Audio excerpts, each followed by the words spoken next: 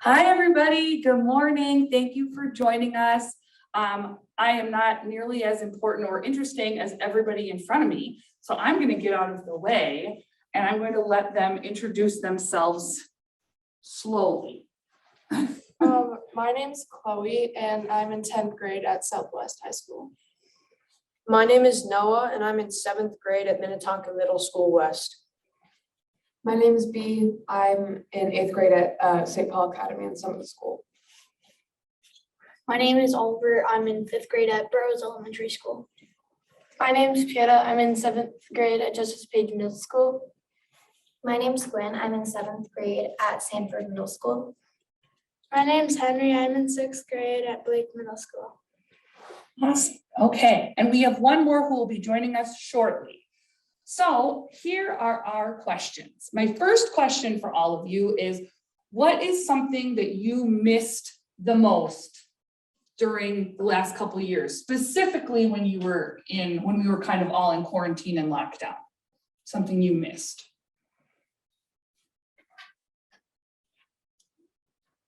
Oh, well. We'll wait for 1 second. We'll let Sophia introduce herself. I'm Sophia. What grade are you in? I'm a junior. I'm in 11th grade At? Pim Arts High School. Awesome. Thank you. So we're starting with the question, what is something you missed the most during lockdown time or during the last 2 years? Is there somebody who is willing to go first? Me? Yes. Okay. I miss, part of me misses distance learning just because it was a lot easier and you weren't trapped in a school building all day. But then it was also really boring. So, yeah. Missed in that. Okay. Are you asking like what we missed like while being in lockdown, or what did we miss about being in lockdown? Oh, either one. If there were certain things that you didn't get to do because of lockdown, that's fine. But also, are there things you missed being able to do because you had to be in your house? So it might be a twofold answer. There are definitely things that we missed because of lockdown. And we usually would travel places for breaks but we couldn't do that. And it was actually this year we didn't go out to my cousin's house for the 4th of July for like the first time in forever. Who missed graduating from one building to go to another one? Like missed. A lot of you guys. Yeah, that's a huge thing that a lot of kids missed. Anybody else something that they missed or that you just got tired of not being able to do?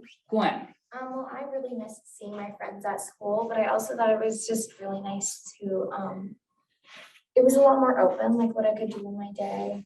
I could bake, I could just do art all day, and there was like, just like a few assignments I had to get done for the week, and that was it. It was like really calm and it was restful. It was really nice. That's nice.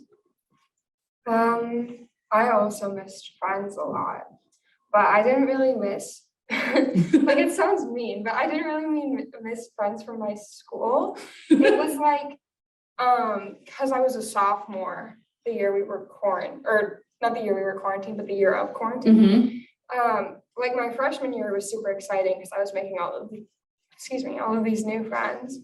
But then being like in quarantine my sophomore year, it was more like my elementary school friends and my middle school friends that I missed, because it was like I hadn't seen them my freshman year when I could have, and now I can't see them at all. Like it was like, I don't know, but I guess now what I really miss about quarantine is just like having the freedom. Like I think I learned so much about myself in the year of quarantine, and I don't think I'm, like to this day, I don't think I'm learning as much about myself, being preoccupied with other things. Because the only thing you had to be preoccupied with was yourself, basically. Yeah, exactly. I get it.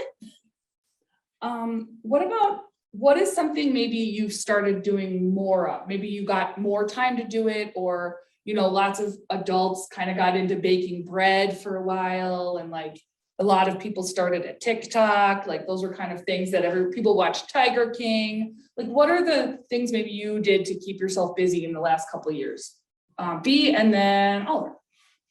In 2019, like Christmas, my dad gave me a drawing tablet so I could draw digitally.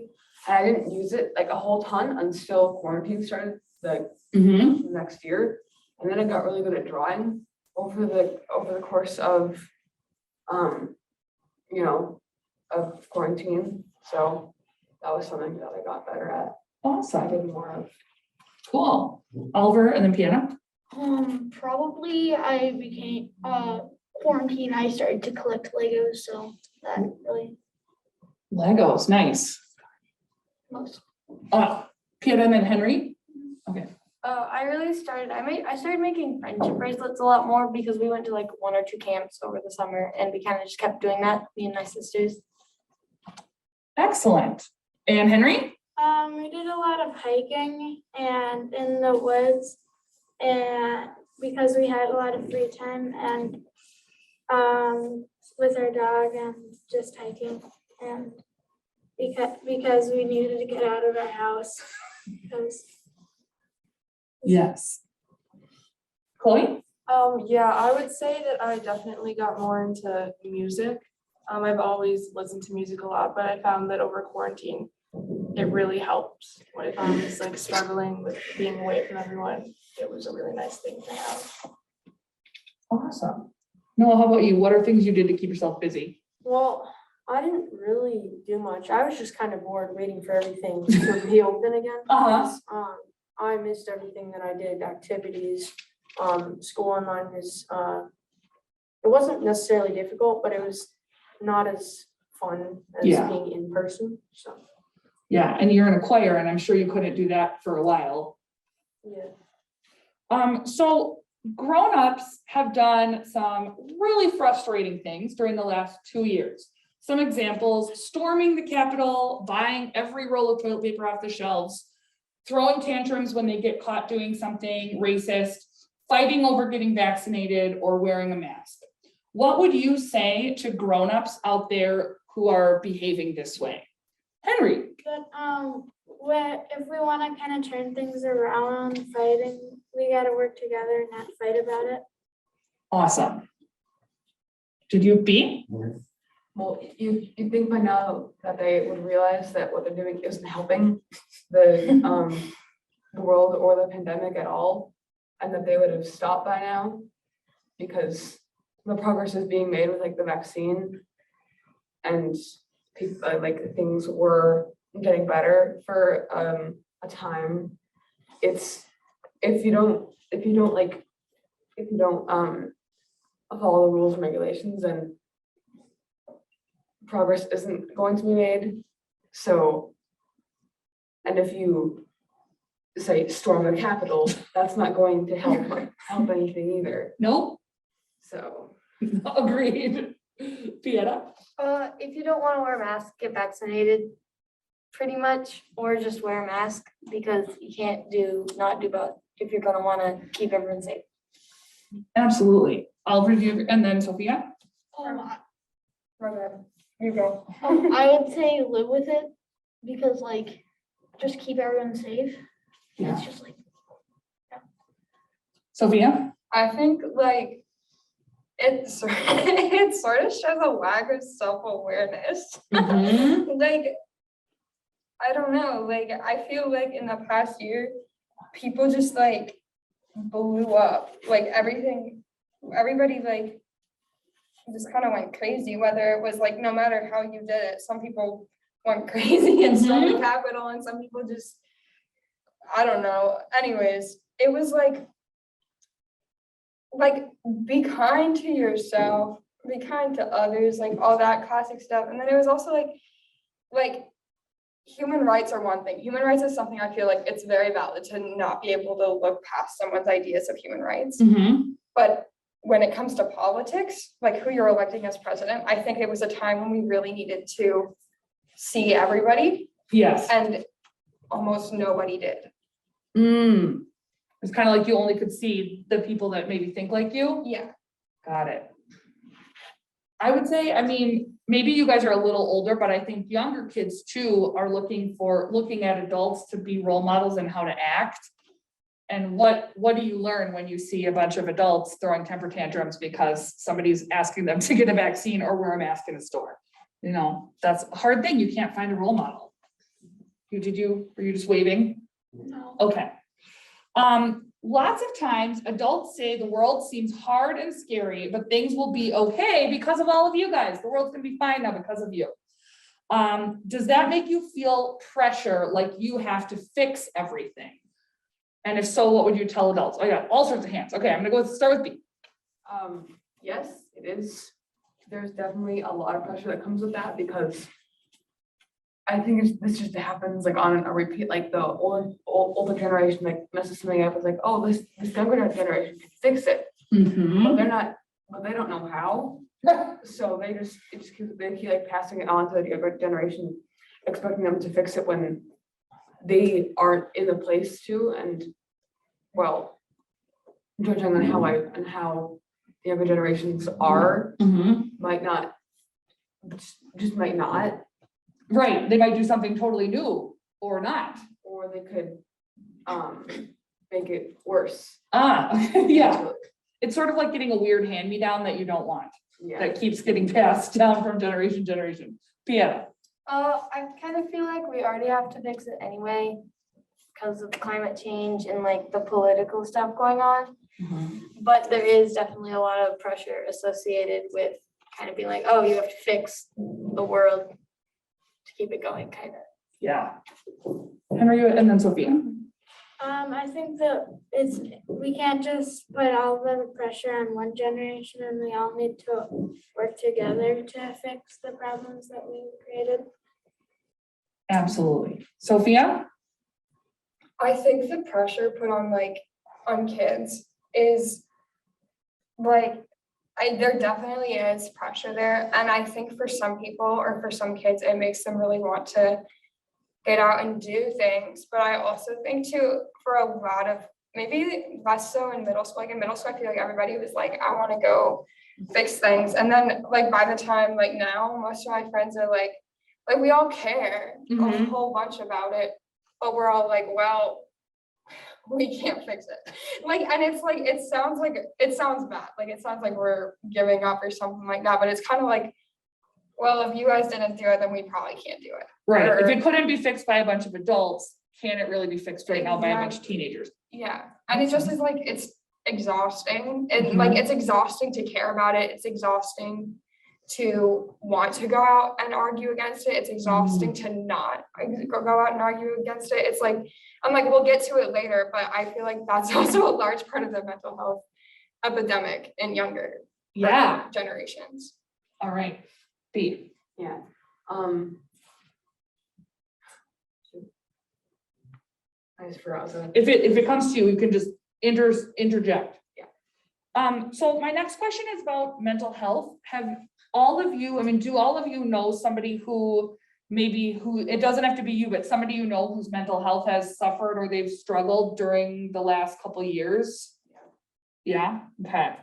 Why do you think young people are struggling with mental health stuff so much right now? Gwen. Well, partly because they don't get to see their friends and their family and all that stuff. And also, a bunch of bad stuff is going on, so that might.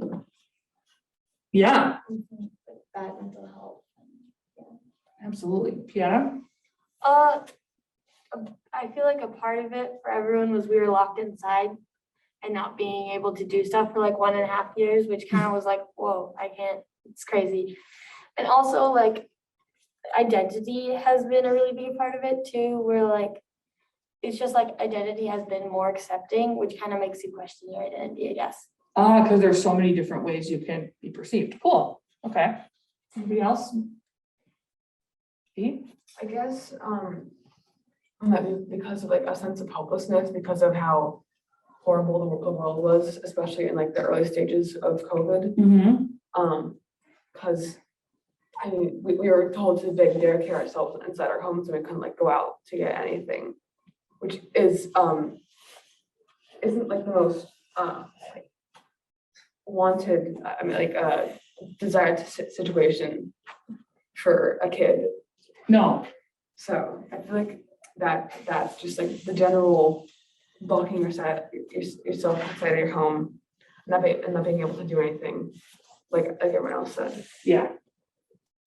Anybody else? I feel like also like with the pandemic, a lot of people had a lot of time to be alone and kind of self-reflect. And I think for a lot of people, that kind of like made them realize maybe what was going on with them, I guess, because before lockdown, everyone was really busy and maybe didn't have much time to kind of sit down and think, like, why am I feeling like this? What's going on? But with the pandemic, I mean, being alone was pretty much all we did. So Absolutely. Sophia? I feel like I feel like part of it is that bad stuff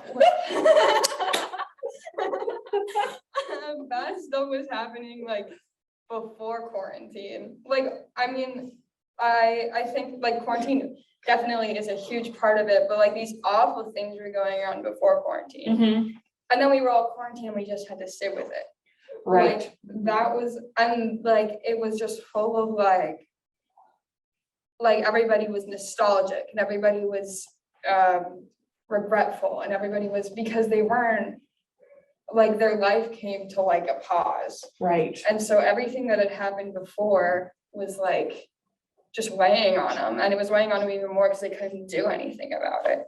And I think all these kids were all like dealing with adult issues as kids, and we're not supposed to. And it like messes with all of us. Yeah. We're all just like, no matter if we have like mental illnesses or not, like I'd say the majority of us are like sad. You're not wrong. I Yeah. think, and that's important. And this is editor's note from off camera. I wanted to make sure that the kids were really honest. There were some kids when we asked them if they wanted to be on the panel, they said, no, I don't want to tell everybody my life sucks right now. Things suck because of climate change, racism, the pandemic, things are really hard. And then there's also kids who are feeling really joyful and happy. And I don't want those kids to feel like, well, there's something wrong with me. There's nothing wrong to be joyful and happy too. But I think it's a really hard time to be a kid. And that's kind of why I'm glad we're doing this, because I think for all of you adults watching, we don't always think about it, but it is really hard. All of these kids are having to deal with really adult issues. And the oldest person in the room, I mean, not counting me, but the oldest person in the room is 17. So that's a lot to put on the shoulders of people ages 12, 11 through 17. So that's a huge amount of responsibility to put on small shoulders. I absolutely get what you're saying. So we're gonna talk about adults a little bit, and I'm hoping everybody will answer this question. I want you to think about some adult during the last 2 years that has done something to help you feel better or get through kind of whatever it's been. And so I want each of you to kind of share with me. Pieta, would you like to start us off? My 6th grade crew teacher, he did like a cooking show and he'd deliver the ingredients to me, which was super nice of him. Oh, that's really cool. So then you could cook along with him. Yeah, it was really fun. That's awesome. B. Since both my parents had to stay home, I got to spend a lot more time with them, and especially with my mom, I got to talk to her a lot, and she really helped me like throughout like the year and a half. I've been like really grateful for both of them. That's awesome. Yeah. Noah? I think my mom, she's done a lot for me like this past year and a half, and she's motivated me a lot to like get schoolwork done and live through this. So Chloe? oh yeah, I would say my mom too. I think she's at least tried to understand what I've been feeling, which I mean sometimes that's all you need, just someone who understands and supports you even when they don't know the feeling themselves. Sophia? I think we have a family friend, I think you've met her, but Candace. Yeah. Yeah, and she was really awesome. She like would call me, like she's my mom's friend, but she'd like call me and we'd talk for like an hour just about like how things are going. And she loves to like kind of gossip a little bit, which was so fun to hear during quarantine because there was like gossip is bad. There's nothing to But talk it about. was like the fun kind, not the kind that hurts anybody. And we were all like, it was just fun. She like did a good job of keeping spirits up between me and my sister. And like, even though, so like, we'd get tested beforehand and go hang out with their family and stuff like that. And it was fun. She did a good job of like, and like, she also would do a bunch of crafts and stuff, which was super fun. That's awesome. Probably my mom for just supporting me. She's pretty cool.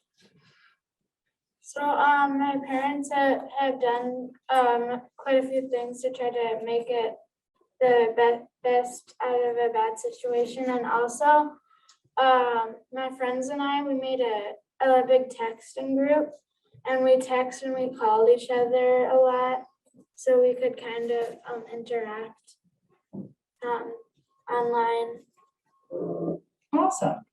Gwen? I think my parents and my teachers and also my aunt who lives in California, she kept sending me like boxes of like clothes.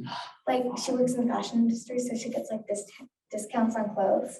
And like whenever she saw stuff that reminded her of me, she like sent it, and that was really fun.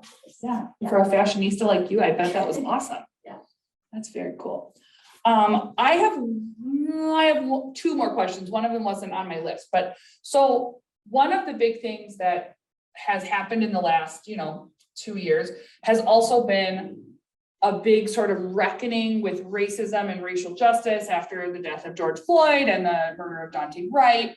Have you guys seen at your schools, have your schools done anything, or teachers or anybody around you done anything to help kind of address racism or try to help like stop it at people your age so it doesn't continue perpetuating into adulthood?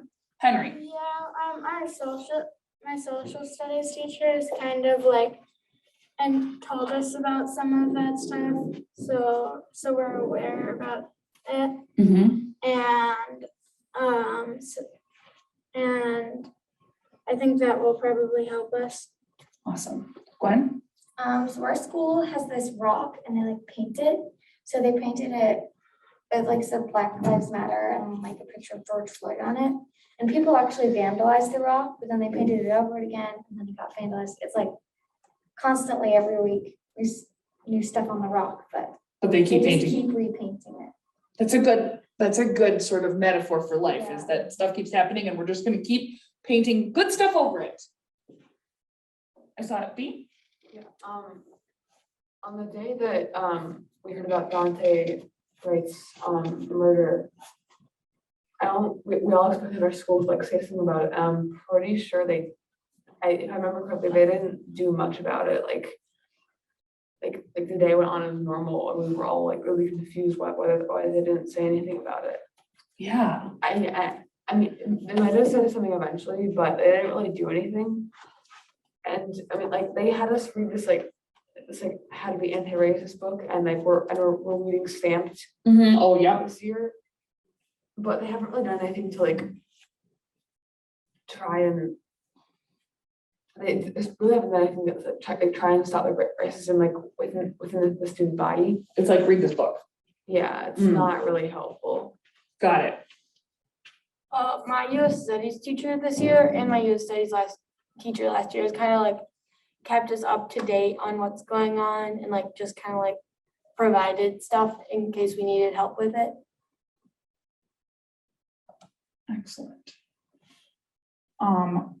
My last question actually goes along with the questions that we have in the chat right now.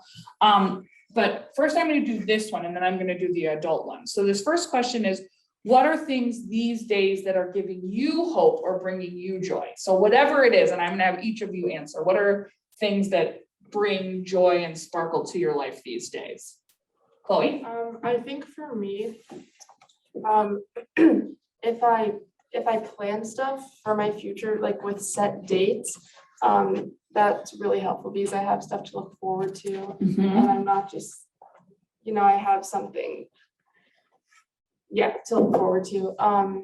But I think, I know this seems kind of cliche, but the little things, I mean, I've had a lot of moments where I'm just kind of like sitting there taking it in, like if I'm just having a lot of fun, and I think it's those things. Noah, what about you? I forgot what I was gonna say. I'll come back to to me. Yes, of course, B. My friends, specifically my best friend who like just like over like the entire like ever since I transferred to SPA, they've been absolutely wonderful. And they made my life like so much better. They like came over all the time. We would like go to like stores on Grand. We would walk to Palliser College all the time. So like now my family knows them really well. So they have just been like whenever they'll come over, I always have a good time. It's like a guarantee for me to feel better. That's awesome. Yeah, I'm going sledding today with one of my friends, which is exciting. That's not really a huge future thing. but it's an outdoor thing, it's a fun thing, and it's with a friend. All good stuff. Kind of get-togethers with friends and family to and like seeing them in person and interacting, and then also my dog. The dog, yeah. Probably soccer practices. It's just nice to see my team all the time, and it's fun to look forward to them. Awesome. You ready? Okay. Yeah, probably just like being back in person for all the activities that I have. It's just great to be back, and it sort of gives me hope that maybe we'll be able to get back into things again. Love it. Gwen? I think my friends and like just seeing them is always fun. And then also my cats. I mean, they're adorable and they're just fun to hang out with. Sophia? I really like the snow. That makes me happy. I really like going on like walks and hikes and stuff. I've been doing some of that lately. And then I guess like ski season started, so that's fun. Awesome. So we have some questions from the audience. One of them is, two of them are very similar, so I'm gonna do these two together. They're from my mom and dad. It says, do you feel hopeful for your future? How can we as adults contribute to that hopefulness? So let's go. And then my dad's is, where do you see hope for the future or for your future? So let's kind of go along with like, do you feel hope? And if you don't, is there something adults can do to help contribute to a more hopeful future for you? What are something an adult could do? It's a big question. Oliver. Probably just be supportive of their kid and just like. Well, and so what about, so these are adults who don't know you guys. So what could these adults, or like who aren't your parents, what could just general adults in the world do to help kids? Be supportive of all kids? Yeah. Okay. Pieta. Use correct pronouns. Oh, Pieta, can you talk about what that means? Okay, so ask people their pronouns instead of assuming gender, however they present, and then use those pronouns correctly. Yes. And I apologize because I should have had everybody go and do their pronouns when they introduced. Would anybody like to do that? Go for it. Well, as I use they, them pronouns. And so what would you say if somebody said, well, they, them is not grammatically correct? That's not true. It is grammatically correct. I mean, And it helps affirm your identity as a person. just because it's usually used for like more than one people, like more than one person. I mean, like, if you don't, if you see someone on the street and you don't know their gender, you should just use they them pronouns anyway. I mean, like an adult has probably used them like unconsciously before. I feel like, but then like then they'll say like, oh, that's not correct. Like that you can't say it. You can't use like a word for like multiple people for one person. Right. Yeah. Yep. Oh, I use any pronouns. Excellent. So what other things can adults do to maybe help in general contribute to hopefulness? Sophia, did you have your hand up before? You might have, maybe not. I'll come back to Yeah, no, I did. you. Okay, you did. You remember it? Yes. Great, go for it. I think I was thinking about this earlier and like in the car, and I was thinking about how like it would be super like supportive in a way if adults didn't try to like, and I'm not talking parents, I'm talking like adults. Like if they didn't try to like analyze us or take care of us, or like did less of that and rather like trying to like treat us like we were the same age as them. And obviously there's boundaries there depending on your age and your situation and all that. But I feel like a lot of times with like older people, they're very much like, hi, how are you? Oh, you're this person's daughter, like that, all that kind of thing. And it's like, that's so nice. I'm not trying to like, Right. but when it comes to like our future, like we're gonna be adults one day. Right, you're not always gonna be somebody, you're not just gonna be somebody's daughter, you're gonna be Exactly. your own self. And in order to function as an adult, we need to know how to function as adults. And if we're being treated as, like kids, which we are, and I understand that. We don't necessarily learn the same, there's a social difference between adults and kids. Yep. We don't necessarily learn that if we're not taught it. And I think a big part of like what I've looked at for hope for my future is the aspect of responsibility and just adulthood, and not in the sense I'm trying to grow up faster, but the sense that I'd like to know how to do that. Yes. I'm gonna put a little plug in for something that our senior high group is gonna be working on in the winter and spring, which is basically, we're gonna call it sort of like a adulting camp or adulting class, where we're going to have something here at Plymouth that any of you watching can help with, where we're going to teach a lot of those skills that people want to learn how to do. Things like balancing a checkbook, finding out why a weird light is on in your car, cooking an egg, getting a stain out of clothes, sewing on a button, all these different things that we all, how to make friends, just things that we sort of assume that everyone knows how to do and they don't. So adults, if you're like, I want to help these teens or young people, this is going to be available for all the kids at church. You should email me, Nina, and let me know what skills you'd like to share. So that's that plug. Anybody else have other things that adults could do to help you feel supported or more hopeful?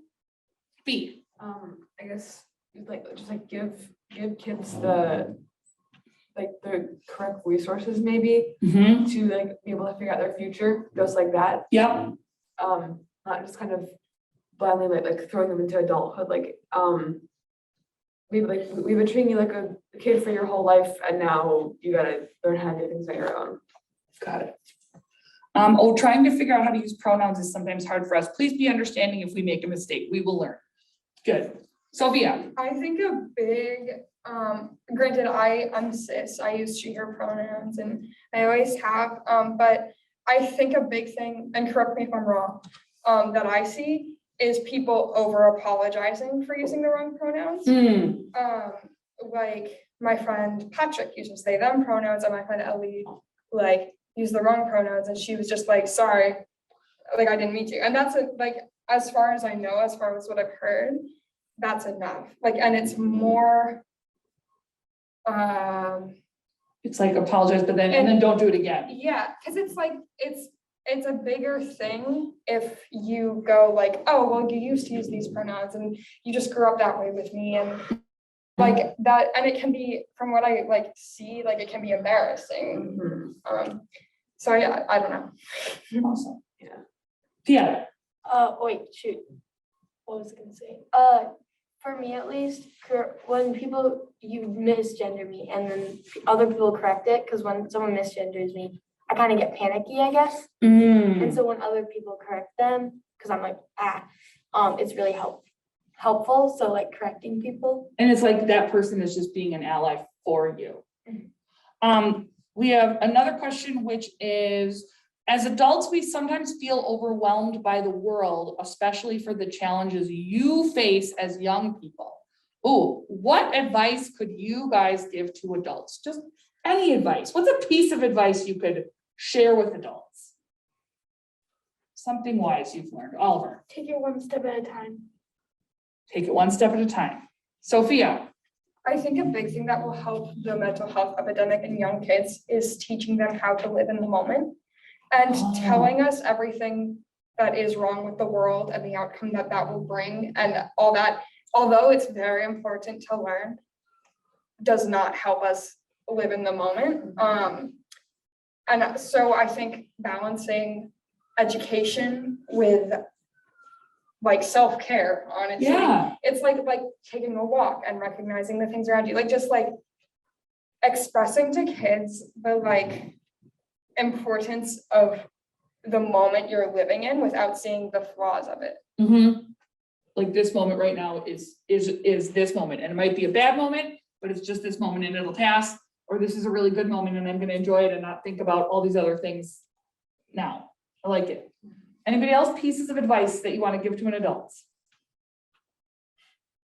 Sophia. Sorry, I have one. No, I love it. Is to listen to kids. Like to an extent, we know what we're talking about. Sure. But, and sometimes kids, I think, aren't as good at articulating what they're talking about. So adults assume they don't know what they're talking about. And I think it's like listening, but not only like taking a moment and then responding, but like taking the moment, like listening to the full extent and asking questions if you don't understand. But, and like, if we're all wrong, like correct us, like, I'm not saying you can't. Yeah. But like, it sort of plays into the like adulthood factor. Right. Well, if you want kids to sort of take over the world, you need to listen if they're giving you suggestions. Yeah. B. Yeah, just don't assume that kids like are. Don't assume that kids are stupid, because they're usually not. True. Just like Sophia was saying, kids can sometimes they actually know what they're talking about, and you shouldn't just not listen to what they're saying, because they might have something helpful to give you. Agreed. Or don't listen to kids like they're just rebelling. Because Right. I get a lot of that. It's like not adults necessarily not listening to me, but being like, oh, well, you're a teenager. Like very discrediting. Oh, you're just a teen. Oh, you're just a guy. Oh, you're just a whatever. And that, yeah. There's a question, which is are any of your schools doing something to help balance self-care and education? So like maybe does any of your schools do anything to help support mental health? Do they have resources for you? We got hands. Okay, Henry. We have this office that Miss Gatterberg runs, and kids can come up there and talk about problems they have, and she will talk with them. Excellent. Oh, Noah. My school has this extra room where they can take a break from their schoolwork if they're feeling stressed out or very anxious about something, and they can talk about it, or just relieve stress in that room, like squishing fidgets and stuff. That's nice. Chloe. Yeah, my school actually has a really great counseling center. And it's really easy to talk to one or make an appointment, which I think a lot of people take for granted, because I was talking to someone the other day and she was telling me about one of her friends who was really struggling and was trying to make appointments with the school counselor and just like wasn't able to. And I think that's just really awful, because school is one of the main, reasons for so many mental health struggles. So to not be able to talk to someone at the school is just not good at all. True. Okay, B. Um, And then Pia. my school actually has a really good program for that. They have like lessons, they have like plans for you if you have trouble like learning in a certain way.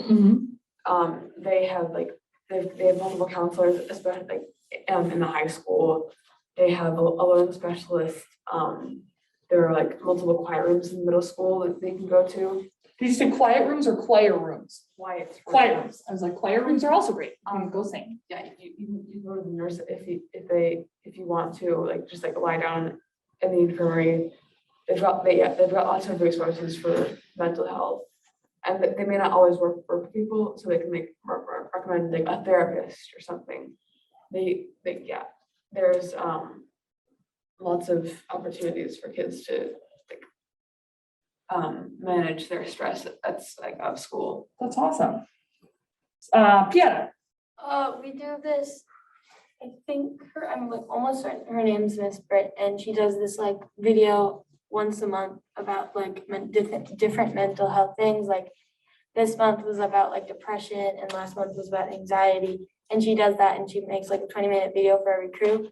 So every crew, like crew class in the morning. And then also we have like, I think we have a school therapist and then a counseling office we can go to. Awesome. All right. Sophia, go do it. My school also has a pretty good counselor's office. We also, like, our teachers are super understanding of mental health. So kids can like not just leave the class whenever they want to, but leave the class if they need to and stuff like that. Unfortunately, I do think in my school, a lot of kids have distrust of adults with their mental health. Because I think a lot of times they're met with punishment almost in a way. Oh. Not like punishment, but like more help than needed or just lack of communication. But I think that my school does do a pretty good job of acknowledging mental health and things that how kids need to take care of themselves for it. That's awesome. I have one final question and then we are done. And we've gotten lots of thank you guys for sharing and being wise and great, which is true. And if you don't know, all these kids are wise and great, which is why they got invited to be on this panel. And every kid at Plymouth is wise and great. So my last question is, what is Plymouth already doing to help you have more hope and joy in your life? Or what can the adults at Plymouth do? What do you want them to do? Say hi to you? Not run the other way screaming? Like, what is something adults either already are doing here or can do at church to help this continue to be a place that you want to be?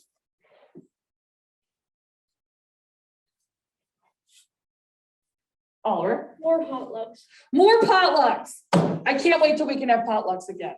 I love them a lot. Yes, agreed. More potlucks on it. Anything else? Sophia? I think like more adult kid activities, but like, yeah. Yeah, I totally get more adult kid activities. Yes, Glenn. I totally agree with more potlucks. More potlucks, okay. All right, we're gonna have a potluck, like when we're allowed to have a potluck again, we're gonna have the potluck to end all potlucks to welcome back sharing food in a space together. Anything else? Sophia?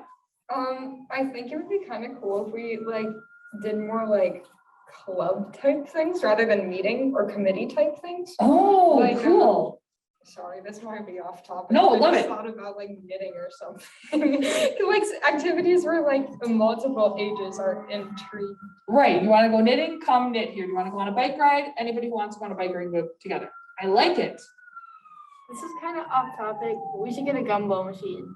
A gumball machine, okay. All right, I'm on it. If anybody out there wants to donate a gumball machine, if you have it at your house, let us know. Oliver. We had one at my mom's work, but then I broke it.